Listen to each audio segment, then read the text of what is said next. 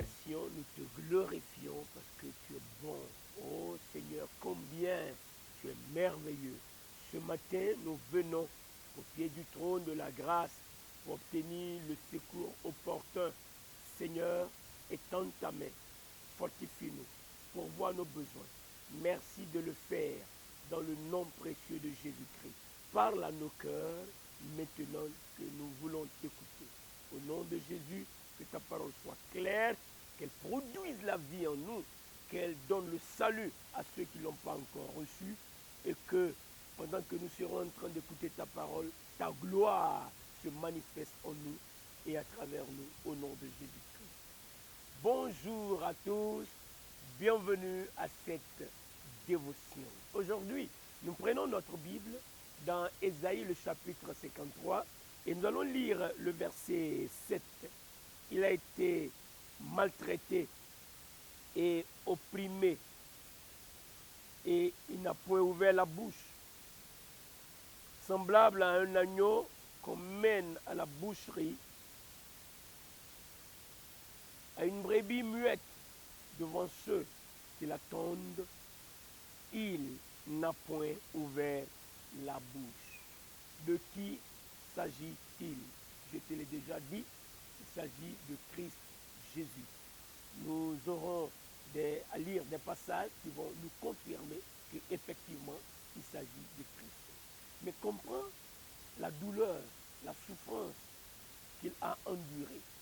Quand Ésaïe déclare qu'il a été maltraité et opprimé. Qui? Jésus-Christ.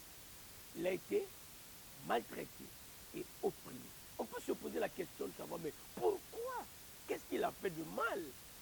Tu le sais, la parole de Dieu nous le dit. Il n'a point connu de péché. Mais c'est lui qui a été maltraité, c'est lui qui a été opprimé, c'est lui qui a souffert. Et la parole nous dit, dans cette prophétie, il n'a point ouvert la bouche. C'est-à-dire qu'il a accepté de souffrir. Oh, je pense à ça et je lui donne gloire. Et je proclame qu'il est mon Seigneur. Je proclame qu'il est mon Sauveur. Je confesse que c'est lui, mon Seigneur. Il a payé le prix que j'aurais dû payer. Il a été maltraité à ma place. Il a été maltraité à ta place. Il a été opprimé à ta place. Il a été opprimé à ma place. Lorsque je pense à ça, cela donne un sens à ma vie. Parce que lui, il a été opprimé et maltraité. Moi, je peux recevoir la paix avec Dieu. Il a fallu qu'il fasse cela pour que je sois libre de toute la peine de mon péché. Il est bon que tu saches que ce que Christ a fait lui a coûté beaucoup. Ce que Christ a fait, il a souffert et il a fait pour toi. Il a souffert à ta place. Il a payé le prix pour toi. Tu dois savoir ceci et le reconnaître comme celui qui t'a sauvé. Et en plus de cela, le proclamer comme ton Seigneur. Confesser, déclarer, dire qu'il est ton Seigneur. Alléluia. Lorsque nous pensons à cela,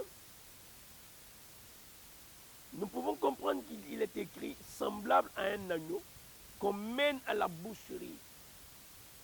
Un agneau qui s'en va à la boucherie.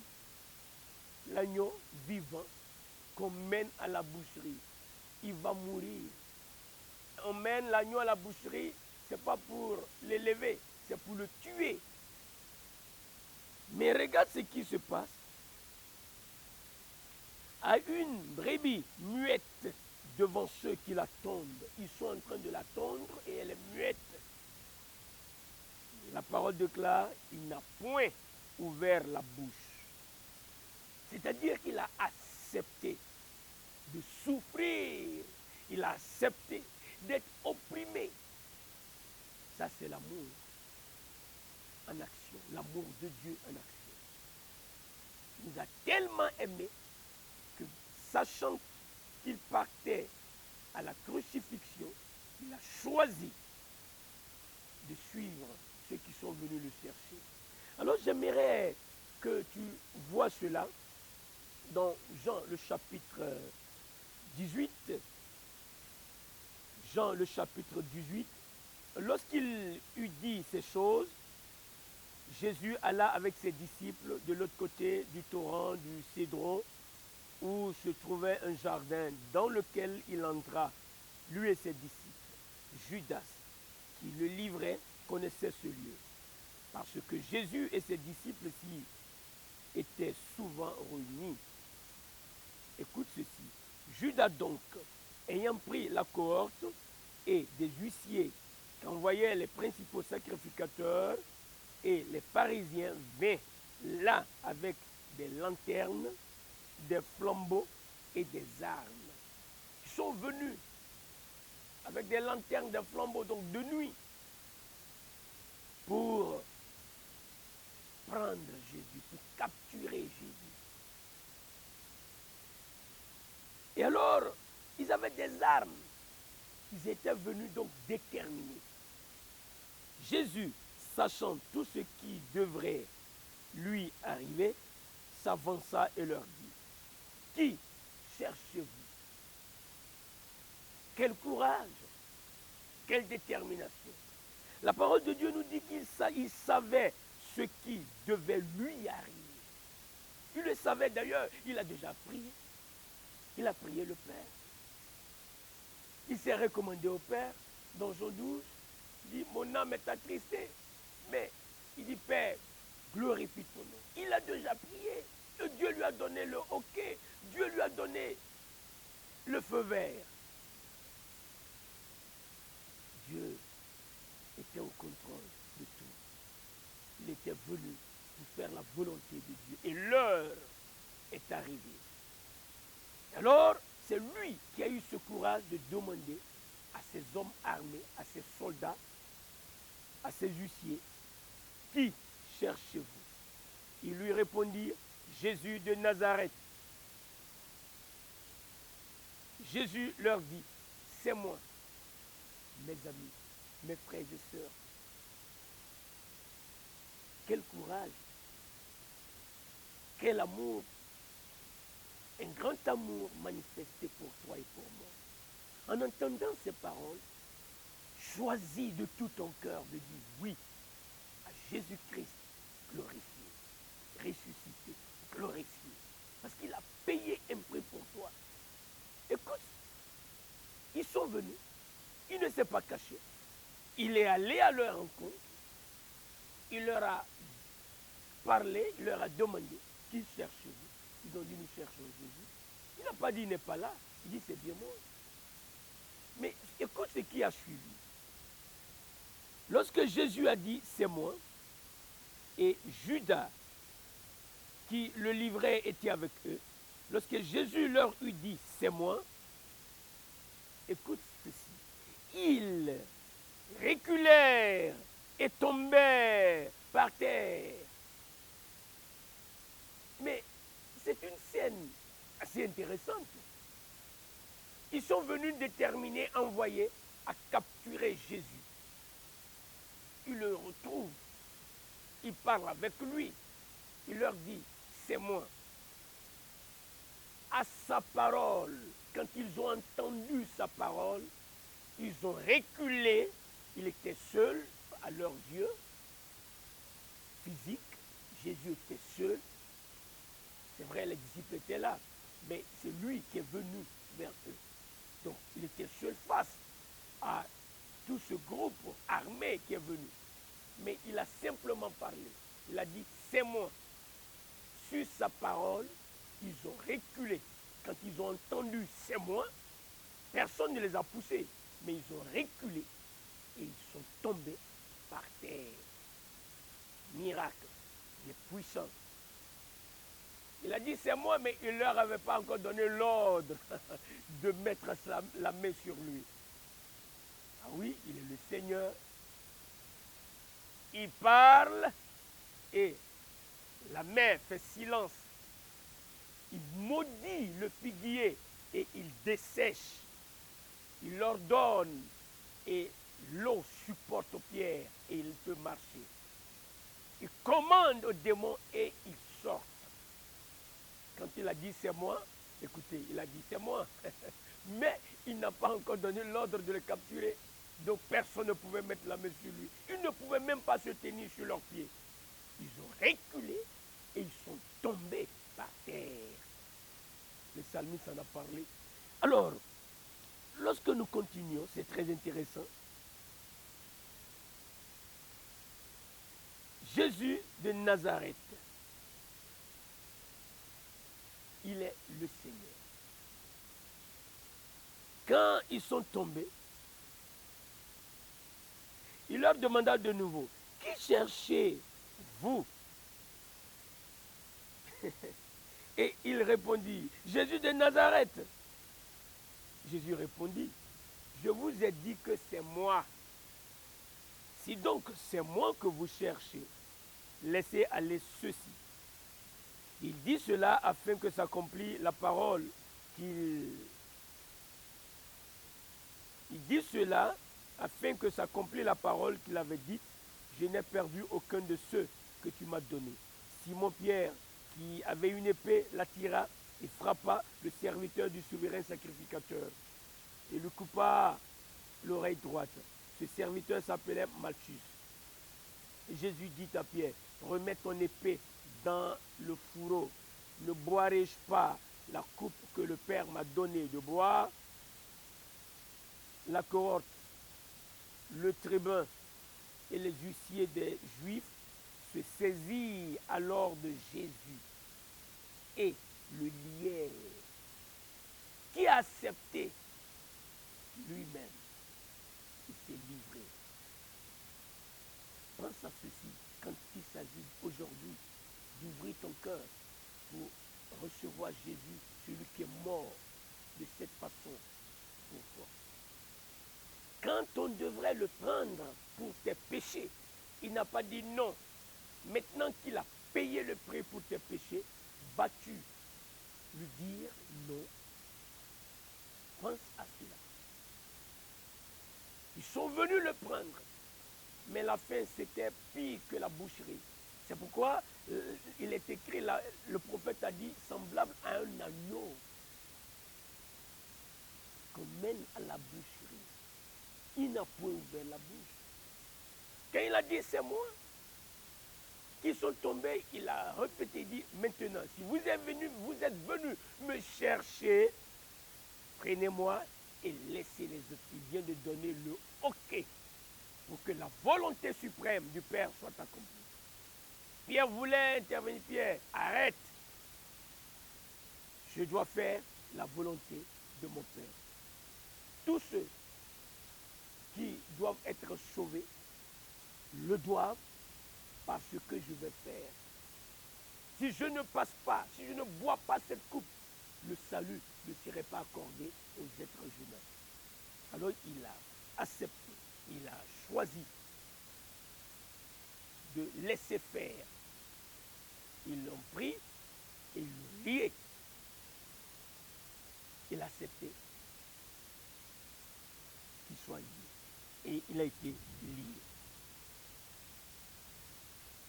La parole de Dieu dit, il l'emmenèrent d'abord chez Anne, car il était le beau-père de Caïphe, qui était souverain sacrificateur cette année-là. Voici, il était aux mains de ceux qui allaient le traiter. La fin de l'histoire, tu la sais, il a été crucifié. Son sein versé. Il a rendu son esprit au Père. Il a été enseveli. Le troisième jour, il est ressuscité. Il est vivant. Il règne aujourd'hui. Et il veut venir à toi. Pourquoi? Parce qu'il a déjà payé pour tes péchés.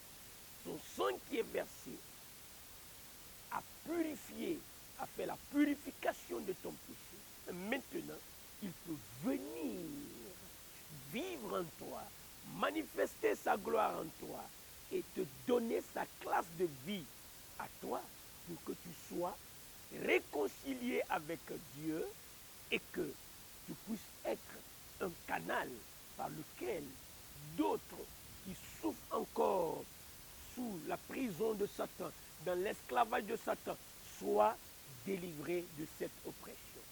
Le plan de Dieu, c'est d'abord te restaurer, te donner ce dont tu as besoin, le salut, et maintenir la communion avec toi, et en plus, faire de toi un instrument de bénédiction pour tous ceux qui t'entourent.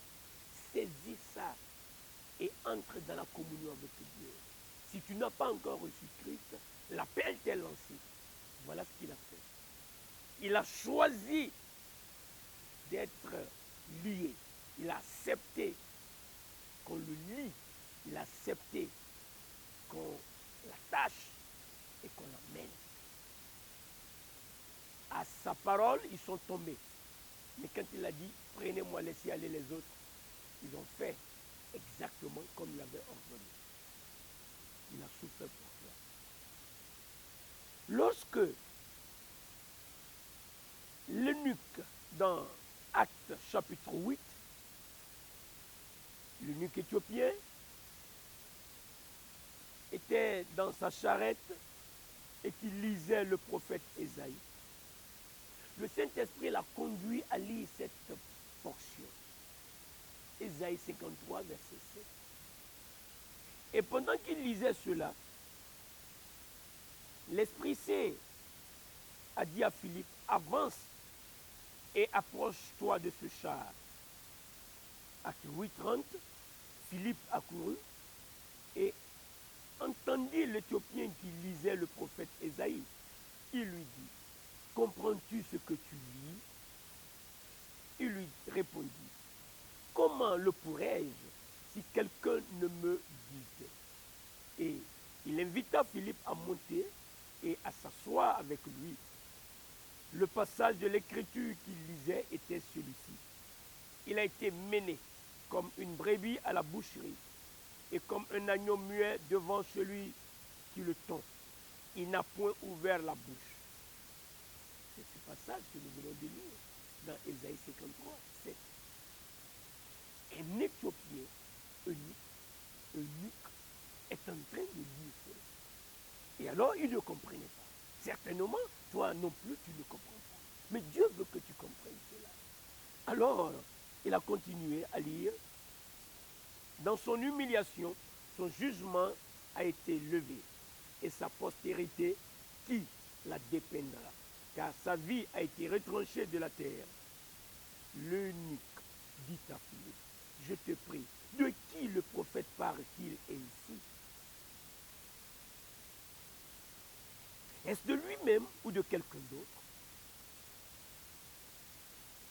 Alors Philippe, ouvrant la bouche et commençant par ce passage, lui annonça la bonne nouvelle de Jésus. Comme ils continuaient leur chemin, ils rencontrèrent de l'eau et l'eunuque dit, voici de l'eau. Qu'est-ce qui empêche que je sois baptisé? Philippe lui dit, si tu crois de tout ton cœur, cela est possible. L'eunuque répondit, je crois que Jésus-Christ est le Fils de Dieu. Il fit arrêter le char. Philippe et l'eunuque descendirent tous deux dans l'eau et Philippe baptisa l'eunuque. Quand ils furent sortis de l'eau, l'Esprit du Seigneur enleva Philippe et l'eunuque ne le vit plus. Dieu t'a permis d'entendre ce message. Il t'a permis d'écouter ce message. Qu'est-ce que tu vas faire avec ça? L'eunuque éthiopien ne comprenait pas ce que le prophète disait. Il a posé une question de taille. De qui parle le prophète? Est-ce de lui-même ou de quelqu'un autre? Quand il a compris qu'il ne s'agit pas du prophète Ésaïe lui-même, qu'il s'agissait de Christ, et que Philippe, inspiré par l'esprit qui l'a conduit près de ce char, a commencé à expliquer la vie de Christ, comment il s'est livré lui-même, comment on l'a crucifié sur le bois, son sang a coulé,